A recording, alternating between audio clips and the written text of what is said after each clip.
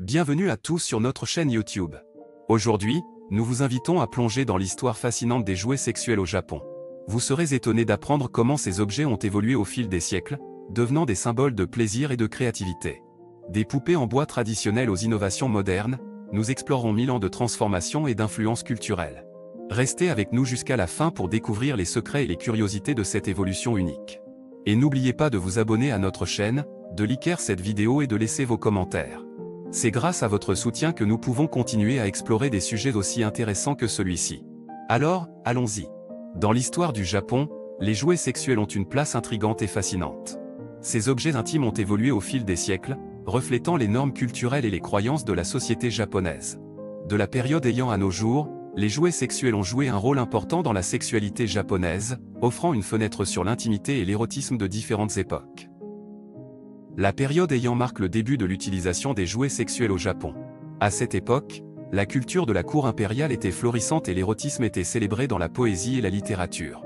Les jouets sexuels étaient souvent fabriqués à partir de matériaux naturels tels que le bois et l'ivoire, et étaient considérés comme des objets de luxe réservés à l'élite de la société.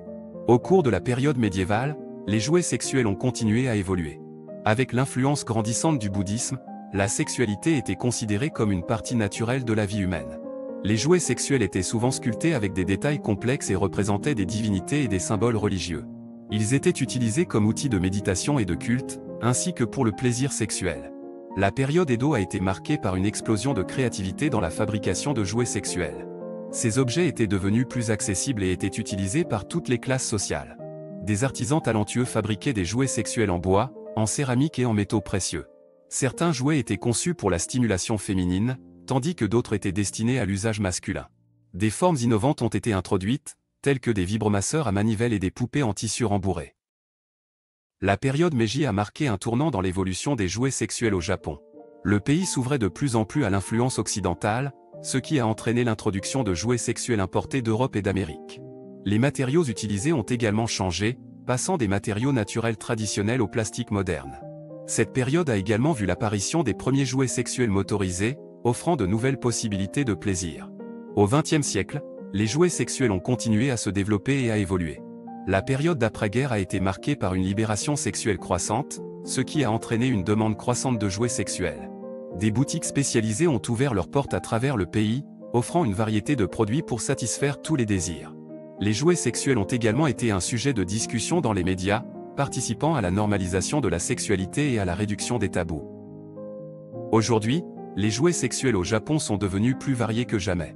Des entreprises innovantes proposent des produits de haute technologie tels que des robots sexuels et des simulateurs de réalité virtuelle. Les matériaux utilisés vont des traditionnels bois et céramiques aux silicones médicaux et au plastique sans danger pour le corps.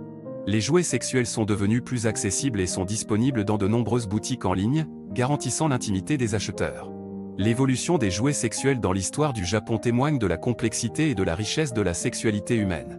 Ces objets intimes ont traversé les siècles, adaptés aux besoins et aux désirs changeants de la société japonaise. Qu'ils soient utilisés pour le plaisir personnel, la découverte de soi ou pour renforcer les relations intimes, les jouets sexuels ont toujours fait partie intégrante de l'expérience humaine et continueront probablement à évoluer dans le futur.